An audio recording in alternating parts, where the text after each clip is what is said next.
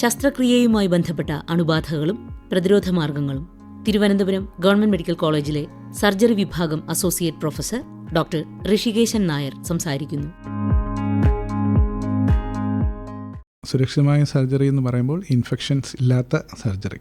Infections എന്ന് പറഞ്ഞാൽ അണുബാധ. ഈ അണുബാധ പ്രതിരോധിക്കാനായി നമ്മൾ സ്വീകരിക്കുന്ന മാർഗങ്ങളെക്കുറിച്ചാണ് സംസാരിക്കുന്നത്.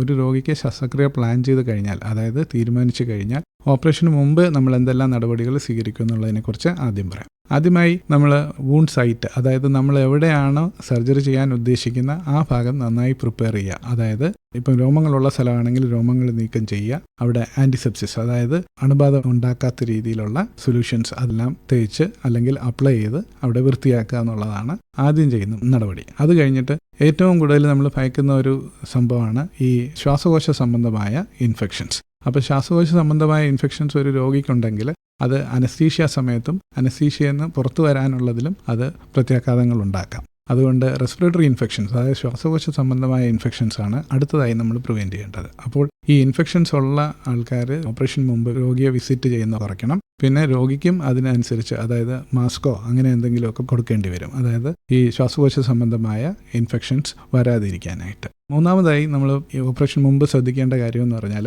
എവിടെയെങ്കിലും ഫോക്കസ് ഓഫ് ഇൻഫെക്ഷൻ, അതായത് എവിടെയെങ്കിലും ഈ രോഗിക്ക് ഇൻഫെക്ഷൻസ് ഉണ്ടാകും. ഉദാഹരണം ചെവിയാകാം, പല്ലാകാം, അല്ലെങ്കിൽ വയറിനകത്തുള്ള എന്തെങ്കിലും അണുബാധ നേരത്തെ തന്നെ ഉണ്ടെങ്കിൽ അത് നീക്കം ചെയ്യണം, അല്ലെങ്കിൽ അതിന് ആൻറ്റിബയോട്ടിക്സ് ഒക്കെ കൊടുത്ത് അതിനെ നിർവീര്യമാക്കണം. ഇനി അടുത്തതായിട്ട് പറയാൻ ഉദ്ദേശിക്കുന്നതെന്ന് പറഞ്ഞാൽ ഓപ്പറേഷൻ ഏത് സ്ഥലത്താണ് ചെയ്യുന്നതെന്നുള്ളതനുസരിച്ച് അതിന് വ്യത്യാസം വന്നേക്കാം ഈ പ്രിപ്പറേഷൻ്റെ രീതികൾ. ഇനി ഓപ്പറേഷൻ നടക്കുന്ന സമയത്ത് നമ്മൾ എന്തെല്ലാം പ്രതിരോധ മാർഗങ്ങളാണ് ഇതിന് സ്വീകരിക്കുന്നതെന്ന് പറയാം. മെയിനായിട്ട് ഓപ്പറേഷൻ തിയേറ്റർ, അതായത് ഓപ്പറേഷൻ തിയേറ്റർ ആണല്ലോ ശസ്ത്രക്രിയ നടക്കുന്നത്. അപ്പം ഓപ്പറേഷൻ തിയേറ്റർ എങ്ങനെയൊക്കെയാണ് ക്രമീകരിച്ചിരിക്കുന്നതെന്ന് നോക്കാം. അതായത് ഇൻഫെക്ഷൻ കുറയ്ക്കാനായിട്ടാണ്. മെയിനായിട്ട് ഓപ്പറേഷൻ തിയേറ്റർ ഒരു ക്ലോസ്ഡ് റൂമാണ്, അതായത് ഒരു അടഞ്ഞ ഒരു മുറിയാണ്. അതിനകത്ത് എയർ സർക്കുലേഷൻ എന്ന് പറഞ്ഞാൽ പുറമേ ഉള്ള എയർ വരാൻ പാടില്ല, അകമേ ഉള്ള എയർ ഫ്രീ ആയിട്ട് നമ്മളൊരു റൂമിൽ കയറുന്ന പോലെ അകത്ത് കയറാനും പുറത്തു പോകാനും പാടില്ല. അപ്പോൾ ഓപ്പറേഷൻ തിയേറ്ററിൻ്റെ ശ്വാസകോശം എന്ന് പറയുന്നത് അവിടുത്തെ എയർ കണ്ടീഷനിങ് സിസ്റ്റമാണ്. അപ്പോൾ മെയിനായിട്ട് നമ്മൾ എയർ കണ്ടീഷനിങ് സിസ്റ്റമിനെയാണ് ഫോക്കസ് ചെയ്യേണ്ടത്.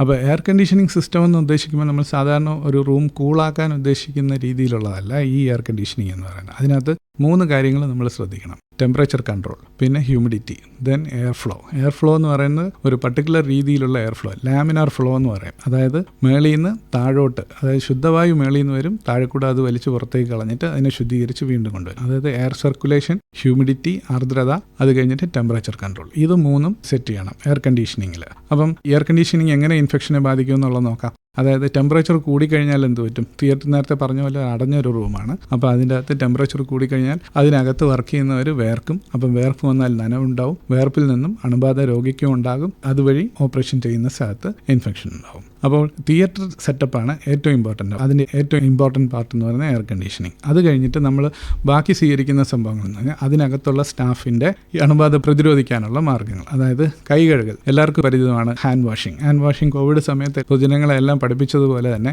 ഇത് നിത്യവും ചെയ്യുന്ന ഒരു സ്ഥലമാണ് ഓപ്പറേഷൻ തിയേറ്റർ. അതായത് ഹാൻഡ് വാഷിങ്ങിന് വളരെയധികം പ്രാധാന്യമുണ്ട്. അതായത് സേഫ് ഹാൻഡ്സ് സേഫ് സർജറി എന്ന് പറഞ്ഞാൽ നിങ്ങളുടെ കൈ സേഫ് ആണ് എന്നുള്ള ഉറപ്പ് വരുത്തുക. ദെർബൈ യു ക്യാൻ ഡു, അതായത് നമുക്ക് രോഗിക്ക് സേഫായിട്ട് ഒരു ശസ്ത്രക്രിയ ചെയ്യാൻ പറ്റും. അപ്പം കൈകൾ അണുവിമുക്തമാക്കുക. പിന്നെ അത് കഴിഞ്ഞ് അണുവിമുക്തമായിട്ടുള്ള ഉപകരണങ്ങൾ, അണുവിമുക്തമായിട്ടുള്ള സർജിക്കൽ ഗൗണ് മുതലായ PPE, personal protection equipments, Covid സമയത്ത് നമ്മൾ ഉപയോഗിച്ചത് അത്രയും ഇല്ല എന്നുണ്ടെങ്കിലും അതിനനുസരിച്ചുള്ള വസ്തുക്കളൊക്കെ നമ്മൾ ഉപയോഗിക്കണം. അതായത് സർജിക്കൽ ഗൗണ്, സർജിക്കൽ സ്ക്രബ് മുതലായവയെല്ലാം അണുവിമുക്തമാക്കിയിരിക്കണം. ഇനി സർജിക്കൽ ഇൻസ്ട്രുമെൻറ്റ്സ് അണുവിമുക്തമാക്കാനായിട്ട് നമുക്ക് ഓട്ടോക്ലേവിങ് അങ്ങനത്തെ പല രീതിയിലുള്ള മാർഗങ്ങളും ഉണ്ട്. ഇനി അത് കഴിഞ്ഞാൽ നമ്മൾ ഓപ്പറേഷൻ സമയത്ത് എന്ത് ചെയ്യുമെന്നുള്ളത്. ഓപ്പറേഷൻ സമയത്ത് രോഗിക്ക് നമ്മൾ പ്രൊഫൈലാക്റ്റിക് ആൻറ്റിബയോട്ടിക് എന്ന, അതായത് പ്രിവെൻറ്റീവായിട്ട് ഒരു ആൻറ്റിബയോട്ടിക് ഇഞ്ചക്ഷൻ കൊടുക്കും. ഈ ഇഞ്ചക്ഷൻ്റെ തരവും, അതായത് ഇഞ്ചക്ഷൻ്റെ രീതിയും എല്ലാം ഓപ്പറേഷൻ്റെ ദൈർഘ്യവും ഓപ്പറേഷൻ ഏത് സ്ഥലത്ത് ചെയ്യുന്നു എന്നുള്ള രീതി അനുസരിച്ചായിരിക്കും. ഇതൊക്കെയാണ് നമ്മൾ ഓപ്പറേഷൻ സമയത്ത് ശ്രദ്ധിക്കേണ്ടത്. അതായത് അണുവിമുക്തമായ തിയേറ്റർ, അണുവിമുക്തമായ സ്റ്റാഫുകൾ, അണുവിമുക്തമായ സർജിക്കൽ ഇൻസ്ട്രുമെൻറ്റ്സ്. ഇനി നമ്മുടെ ഓപ്പറേഷൻ തിയേറ്ററിനകത്തുള്ള സ്റ്റാഫിൻ്റെ ബിഹേവിയർ, അതും വളരെ ഇമ്പോർട്ടൻ്റ് ആണ്. ഓപ്പറേഷൻ തിയേറ്ററിനകത്ത് നമുക്ക് ട്രാഫിക് എന്ന് പറയാം. അതായത് ആൾക്കാർ ചുമ്മാ അനാവശ്യമായി അങ്ങോട്ട് കയറാനും ഇറങ്ങാനും വളരെ സ്പീഡിൽ ഓടാനും ഒന്നും ഉള്ള സ്ഥലമല്ല. അതനുസരിച്ച് നമ്മൾ എന്ത് സംഭവിക്കുമെന്ന് പറഞ്ഞാൽ ഈ എയർ മൂവ്മെൻറ്റ്, നേരത്തെ പറഞ്ഞ പോലെ ലാമിനാർ ഫ്ലോ ഉള്ള എയർ മൂവ്മെൻറ്റിന് അതൊരു തടസ്സമായിട്ട് വരും. അതിനെ ഡിസ്റപ്റ്റ് ചെയ്യും. അതായത് അതിനൊരു റാൻഡം ഫാഷനിൽ എയർ ഫ്ലോ ഉണ്ടാകും. അങ്ങനെ പൊടിപടലങ്ങളെല്ലാം സ്പ്രെഡ് ചെയ്യാനുള്ള ചാൻസ് ഉണ്ട്. അപ്പം ഓപ്പറേഷൻ തിയേറ്ററിനകത്തുള്ള സ്റ്റാഫിൻ്റെ മൂവ്മെൻറ്റ് വളരെ കെയർഫുൾ ആയിരിക്കണം. ഇനി ഓപ്പറേഷൻ തിയേറ്ററിനകത്തുള്ള നമ്മുടെ സംസാരം വളരെ ശബ്ദം ഉയർത്തി സംസാരിക്കാൻ, ഷൗട്ടിംഗ് രീതിയിൽ സംസാരിക്കാൻ പാടില്ല. അത് നമ്മുടെ ഡ്രോപ്ലെറ്റ് ഇൻഫെക്ഷൻ, അതായത് ഇപ്പം മാസ്ക് ഒക്കെ എത്ര ധരിച്ചാലും വളരെ ഉറക്കെ സംസാരിക്കുകയാണെങ്കിൽ അതിൽ നിന്നും ഈ ഡ്രോപ്ലെറ്റ്സ് ഒക്കെ തിയേറ്ററിനകത്ത് സ്പ്രെഡ് ആവാനുള്ള ചാൻസ് ഉണ്ട്. അത് രോഗിക്ക് ഇൻഫെക്ഷൻ വരുത്താനുള്ള ചാൻസ് ഉണ്ട്. ഇനി അത് കഴിഞ്ഞിട്ട് ഓപ്പറേഷൻ തിയേറ്ററിൽ നമ്മൾ ഈ എയറിനെ എങ്ങനെ, അതായത് അതിനകത്തുള്ള വായുസഞ്ചാരം എങ്ങനെ ശുദ്ധീകരിക്കുന്നു എന്നുള്ളതിനെക്കുറിച്ച് സംസാരിക്കാം. അതായത് നമുക്കിപ്പം high efficiency particulate air filter എന്ന് പറഞ്ഞ ഒരു ഡിവൈസ് എല്ലാ തിയേറ്ററിനെയും റൂഫിൽ സെറ്റ് ചെയ്തിട്ടുണ്ട്. അപ്പോൾ ഇത് 0.4 മൈക്രോണിന് മുകളിലുള്ള എല്ലാ വസ്തുക്കളെയും അത് പിടിച്ചെടുക്കും. അതായത് ബാക്ടീരിയ, വൈറസ്, ഡസ്റ്റ്, അതെല്ലാം അത് പിടിച്ചെടുത്തിട്ട് ഇതെല്ലാം ഫ്രീ ആയിട്ടുള്ള ഒരു ക്ലീൻ എയർ ആണ് ഓപ്പറേഷൻ തിയേറ്ററിനകത്തോട്ട് പ്രൊവൈഡ് ചെയ്യുന്നത്. ഇതിൻ്റെ നേരത്തെ പറഞ്ഞ ലാമിനാർ ഫ്ലോ, അതായത് ഒരു ലെയർ ആയിട്ടുള്ള പല തലങ്ങളിൽ എയർ വരുന്ന രീതിയിലുള്ള, അതായത് മുകളിൽ നിന്ന് ശുദ്ധീകരിച്ച വായു വരുന്നു, അത് താഴെ കൂടെ പുറത്തേക്ക് പോകുന്നു, എഗെയിൻ അത് ഫിൽട്ടർ ചെയ്ത് ശുദ്ധീകരിച്ച് തിരിച്ചു വരുന്നു. ഇതാണ് തിയേറ്ററിനകത്തുള്ള എയർ ഫ്ലോ പാറ്റേൺ.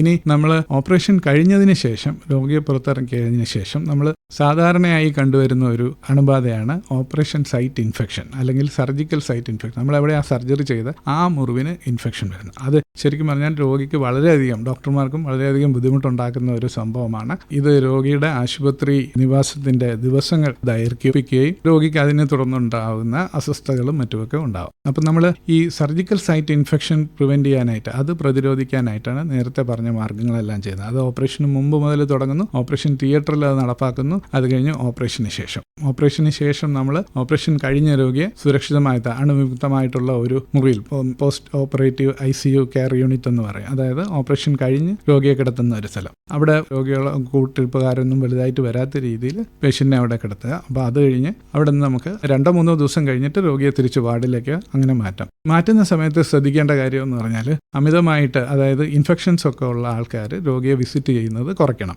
മെയിനായിട്ട് റെസ്പിറേറ്ററി, ശ്വാസകോശ സംബന്ധമായിട്ടുള്ള ഇൻഫെക്ഷൻസ് ഉള്ള ആൾക്കാർ രോഗിയെ വിസിറ്റ് ചെയ്യുന്നത് കുറയ്ക്കണം. പിന്നെ ഒരു ഡയബറ്റിക് രോഗിയിലാണ് നമ്മൾ ഓപ്പറേഷൻ ചെയ്യുന്നതെങ്കിൽ ഇൻഫെക്ഷൻ വരാനുള്ള ചാൻസ് കൂടുതലാണ്. അപ്പോൾ ആ രോഗിയുടെ ഗ്ലൂക്കോസിന്റെ ലെവൽ, ബ്ലഡ് ഗ്ലൂക്കോസ് ലെവൽ നിയന്ത്രിക്കണം. അത് ഇൻസുലിൻ ആയാലും ഗുളികയാണെങ്കിലും കൊടുത്ത് ബ്ലഡ് ഷുഗർ ലെവൽ നിയന്ത്രിക്കുക. രക്തത്തിലെ ഗ്ലൂക്കോസിന്റെ അളവ് നിയന്ത്രിച്ചാൽ നമുക്ക് ഇൻഫെക്ഷൻ റേറ്റ്സ് കുറയ്ക്കാൻ പറ്റുന്നതായിരിക്കും. പിന്നെ അത് കഴിഞ്ഞ് രോഗിയുടെ മുറിവ് ഹാൻഡിൽ ചെയ്യുന്നത്, അത് ഡോക്ടർമാരും നഴ്സുമാരും ശ്രദ്ധിക്കേണ്ട കാര്യമാണ്. എഗെയിൻ നേരത്തെ പറഞ്ഞ പോലെ safe hands or clean hands എന്ന് പറഞ്ഞ പോലെ കൈകൾ കഴുകി വൃത്തിയാക്കിയതിന് ശേഷം സ്റ്റെറൈൽ ഗ്ലൗസ് ഇട്ട് മാത്രമേ ഓപ്പറേഷൻ മുറിവ് കൈകാര്യം ചെയ്യാവൂ. ഓപ്പറേഷൻ മുറിവ് 2-3 ദിവസം കഴിഞ്ഞിട്ട് അത് ഓപ്പൺ ചെയ്ത് ക്ലീൻ ചെയ്ത് പിന്നെ അത് കഴിഞ്ഞ് ശരിക്കും വായുസഞ്ചാരം കൊടുക്കണം മുറിവിന്. അതിനുവേണ്ടി പിന്നെ അത് കഴിഞ്ഞ് മുറിവ് ഒട്ടിച്ചു വയ്ക്കല്ല. ചില പ്രത്യേക സാഹചര്യങ്ങളിൽ ഡോക്ടർമാർ നിർദ്ദേശിച്ചാൽ മാത്രം അത് കവർ ചെയ്ത് വയ്ക്കുക. അല്ലാത്ത സാധാരണ മുറിവുകളും സാധാരണ ഓപ്പറേഷനും ഒക്കെ ആണെന്നുണ്ടെങ്കിൽ ഈ മുറിവ് തുറന്ന് തന്നെ വയ്ക്കുക. അതിന് വായുസഞ്ചാരം കിട്ടുന്ന രീതിയിൽ അത് വയ്ക്കണം. പിന്നെ ശ്രദ്ധിക്കേണ്ടത്, രോഗി ജനറലൈസ്ഡ്, അതായത് മൊത്തത്തിലുള്ള ശുചിത്വം പാലിക്കണം. ബ്രഷ് ചെയ്യുക, കുളിക്കുക, അതെല്ലാം 2-3 ദിവസം കഴിഞ്ഞാൽ സാധാരണ രീതിയിൽ തന്നെ മുറിവ് വൃത്തിയാക്കി കുളിക്കുക തന്നെ ചെയ്യാൻ പറ്റും. അത് കഴിഞ്ഞ് ഡ്രൈ ആയിട്ടിരിക്കണം. അതായത് നമുക്കൊരു മിസ്കൺസെപ്റ്റ് ഉണ്ട്, അതായത് ഒരു മുറിവ് നനഞ്ഞു കഴിഞ്ഞാൽ അല്ലെങ്കിൽ മുറിവിൽ വെള്ളം വീണാൽ പഴുക്കുമെന്നുള്ളത്. അങ്ങനെയല്ല, മുറിവ് ക്ലീൻ ആക്കണം. ക്ലീൻ ആക്കി കഴിഞ്ഞ് അത് ഉണങ്ങി തന്നെ, ഡ്രൈ ആയി തന്നെ ഇരിക്കണം. എന്നാൽ നമുക്ക് ഇൻഫെക്ഷൻ കുറയ്ക്കാൻ പറ്റുന്നതായിരിക്കും. അപ്പോൾ ഓപ്പറേഷൻ മുമ്പുള്ള കാര്യം, ഓപ്പറേഷൻ സമയത്ത്, ഓപ്പറേഷൻ ശേഷമുള്ള കാര്യം, ഇത് മൂന്നും ശ്രദ്ധിച്ചു കഴിഞ്ഞാൽ നമുക്കൊരു സേഫ് സർജറി, അതായത് സുരക്ഷിതമായ സർജറി, അതിലൂടെ നമുക്ക് ആരോഗ്യം വീണ്ടെടുക്കാൻ പറ്റും. അതുപോലെ നമുക്ക് ആശുപത്രി നിവാസവും കുറയ്ക്കാൻ പറ്റുന്നതായിരിക്കും. ശസ്ത്രക്രിയയുമായി ബന്ധപ്പെട്ട അണുബാധകളും പ്രതിരോധ മാർഗങ്ങളും തിരുവനന്തപുരം ഗവൺമെന്റ് മെഡിക്കൽ കോളേജിലെ സർജറി വിഭാഗം associate professor doctor Rishikesan Nair സംസാരിക്കുകയായിരുന്നു ഇതുവരെ.